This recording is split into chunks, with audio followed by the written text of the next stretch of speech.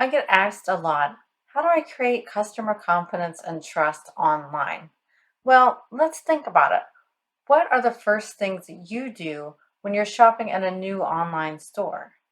I bet you look at customer testimonials or social proof first.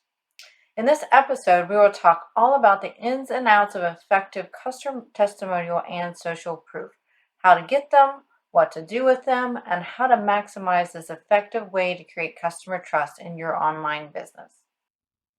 Welcome to the E-commerce Made Easy podcast. I'm your host, Kiri Saunders. When we started this business, all I had was a couch, a laptop, and a 9-month-old. My main goal? To help others. Now, with over 20 years in the e-commerce building industry and even more than that in web development, I have seen a lot. I love breaking down the hard tech into easily understandable bits to help others be successful in their online business. Whether you're a seasoned e-commerce veteran or just starting out, you've come to the right place. So sit back, relax, and let's dive into the world of e-commerce together.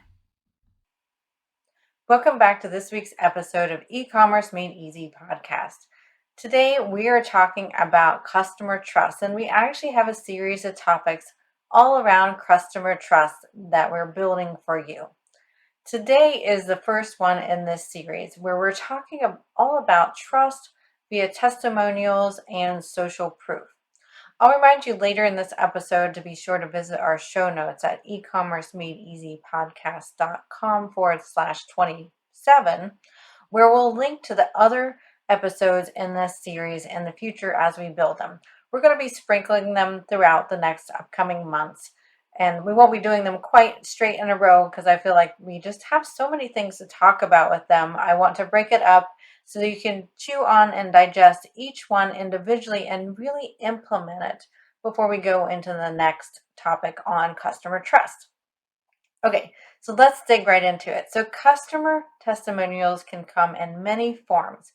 And I would say back in the day, it was much more common to just have a text version of a customer testimonial where somebody will just type out a glowing review and post it on your website, and that's what you would have. But in our modern day, too, we need to make sure we're also getting video testimonials as well as a photo. If you were doing just a text-based testimonial, it's a good idea to get a photo to go along with that testimonial of your customer, too, if possible. You can also have people submitting voice clips of testimonials. So many times people record audio if they're a bit shy to do video, but they want to better express how much they appreciate your products and or services. So we want to be looking at all the different types of testimonials that you can be receiving. I think it's great to receive testimonials in just the text format, but it really packs a punch for those who are more audio learners or want to see a bit more of the customer that is telling the story. It makes it a bit more believable when you see an actual person talking on video and giving the testimonial that way too. So make sure that you also consider video testimonials for your best clients that really will up your trust on your website. Okay, so how do we go about getting these? So getting testimonials is just probably not going to fall in your lap, especially anymore. I feel like, 10 or so years ago, customers were and people were a little less busy. I mean, we always say this, right? We get busier as the years go on, but I feel like people were really, shouting the praises on businesses back then and would very easily just give people testimonials without really even asking. But now it's very important that you actually ask for testimonials and don't feel bad about it. It's a completely normal, natural thing to do because we all get busy and we may not think about it. We may not know where we could place a testimonial on your website. We might, want to do a video testimonial. What you can do is always request that text-based testimonial where they type it out. And then if you find a particularly good one and you could, approach them and say, hey, do you mind to do this on a video and read your testimonial to the audience or just speak it again in your own words to my audience? I bet a lot of your best customers, whether you sell products or services, would love to do that, especially if you have a stellar customer service. So really think about this. I know this is one of the things I definitely do is look at testimonials of people or products that are new to me. And I want to get a good feeling about whether I can trust this business or not. There are scams out there online. So building this customer trust is super important. So when can we ask for these customer video testimonials or video testimonials? Well, I would recommend doing it after purchases. If you are selling products, so physical products that are getting shipped out, you could have a system set up, and we can help you with that if ever needed, that will automatically send them an email in, say, a week or two, or however long you want to give them to use and try out your product. And we can kindly ask them how they love their product and to write a testimonial. For a digital product, I would do about the same as you do for a physical good and ask for it about a couple weeks after they get the product. For coaching services or services like that, where you're providing service and knowledge to people, you might want to do that one a little bit closer to whenever they are done with your services, or maybe even during your services with them. You want to really kind of bring it out when it's really top of mind, because something like a coaching service is not quite as tangible as, say, something that's shipped to you, or a digital good like a PDF or something that you have kind of in your possession and have with you. So asking for those testimonials right after a service type of transaction, you're going to want to probably do that a little bit sooner than a product-based type of transaction. You could also have a system where you ask for a testimonial, say in a specific set period of time after you deliver the goods or services, and then if you don't get the testimonial, don't be afraid to ask again. We are all busy people, and I know that I have personally myself been asked to give a testimonial for the person who helped me learn how to do podcasting. I remember that Crystal asked me, say, a few months ago, say, hey, do you mind to write up some words or do a video testimonial for me?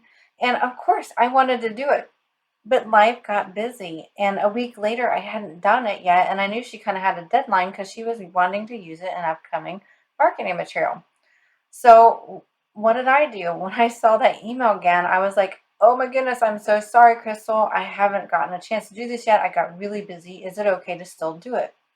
Now that's me being good on following up with her, because I really appreciated the knowledge that she gave me and how she helped me shortcut my ability to start podcasting. But she could have also followed up with me a few days later, or up maybe 5 to 7 days later, because we all get busy. So don't be afraid to follow up, especially if you know that customer has some love for you and would love to give you some support and write you a testimonial. So don't be afraid to follow up. I'm sure you can relate that you've been busy before, you meant to do something and time got by and you just didn't quite get there, but then you felt bad because you didn't. So don't be afraid to ask again too. So follow up is definitely the key in online business, and even when you're asking for testimonials, don't feel like you're bugging somebody. Okay, so what do you do with the testimonials once you have them? Well, for one, you definitely want to have these on your website. Ideally, it would be wonderful if you had a place where they could submit it and then you could review it to make sure it's not spam, and then you approve it and boom, it's on your website automatically, and you don't have to do much else than that. If you get a testimony that's sent to you in an email though, or maybe it's posted on social media, but you want to display it on your website, a good rule of thumb is to then screenshot it and put it up as an image, because we tend to not believe sometimes text that's typed by the website owner. So when you provide a screenshot of an actual email or a review on social media where it's really obvious that it came from social media and shows, the format, the familiar format of, say, Facebook or LinkedIn or Instagram or something like that, then it's going to be a lot more believable. So make sure you're posting this on your website. Another thing that you can do is you can create social media posts out of these testimonials. Whether it's automatically posted on your website and you want to take one of those testimonials and put it on social media, you can do that. Again, I'd recommend screenshotting it if you can, and then making, kind of dressing it up if you want to put your branding with it.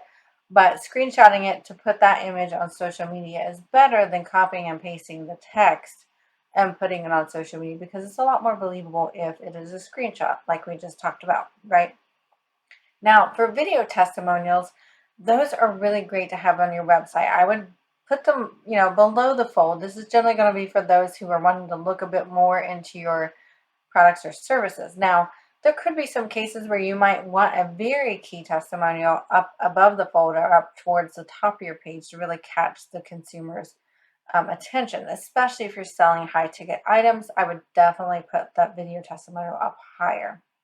But you want to make sure that you put the video testimonials in a very nice, clear way that you can have on your website, whether you have a dedicated page for it or whether it's somewhere on your homepage or a specific product or service that you're selling.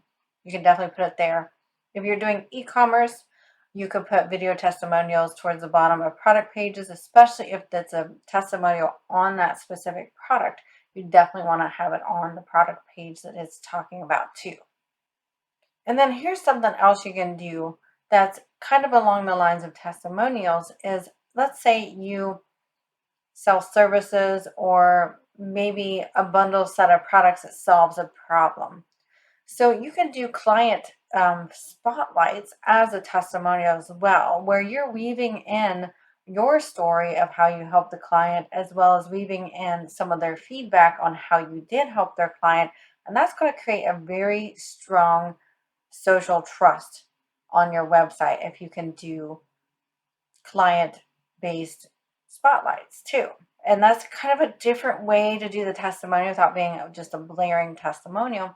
And it speaks to your praises of your client or customer as well as their praises to you. So it's kind of a give back as well, right there. So let's say you don't have any testimonials yet. Maybe you haven't been in business very long, or you have, but you haven't been asking for testimonials. Something else you can do is social proof, and that can help also boost your customer trust on your website and in your social media.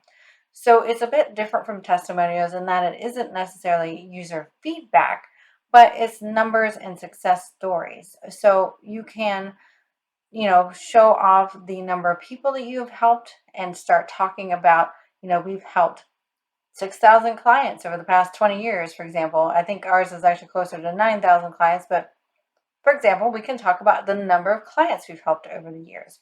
We could talk about the revenue we've helped our clients bring in and increase, and especially the increase in revenue. So we could talk about that on our websites for social proof. You can also go to just social media stats, like the number of followers on Instagram or the number of followers on Facebook or LinkedIn, etc. You can also just talk about your case studies, kind of like we went back where we were talking about client stories. You can also do case studies, which are a little bit worded a bit differently, and use that for social proof too. You can also talk about how your products have helped others. So it's not necessarily directly a feedback from the client, but you can express your own words, how you feel like you've helped clients, what you've done for them, what has improved in their life, what pain points have you solved, what have you made things easier, given them more time, more money, etc. So you could talk about social proof in that way by doing case studies and things like that. All right, so let's recap this week's episode, our first in our series on customer trust. So today we talked about testimonials, why they are so important for online businesses. Doesn't matter whether you sell physical goods, digital goods, or services. It is imperative to have so that you can build trust in new potential clients. We can get those testimonials via typed text from our customers. We can get them via video, via audio, a combination of those. We could also get some testimonials via social media and post them on our website. And we need to be making sure that we're asking for those testimonials. And then if we don't have a whole lot of testimonials that for whatever reason, whether we're newer in business, haven't been asking for them, etc., you can use social proof and talk about how you've helped people, how many you've helped, who you've helped, what the results were. You can also use your statistics on your social media, like your number of followers and the likes and the comments on posts and things like that. So those are so many ways that you can really build customer trust via testimonials and social proof. So I hope that was helpful for this week's episode of E-commerce Made Easy. Keep in mind that we are going to go more into customer trust in future episodes on our podcast. So I suggest that you subscribe to our podcast so you don't miss out on those, and come back and visit ecommercemadeeasypodcast.com/27 to look at the show notes for this episode. And there we will be linking to the future in this series of our customer trust. And that's all I have, and I hope to see you again next week.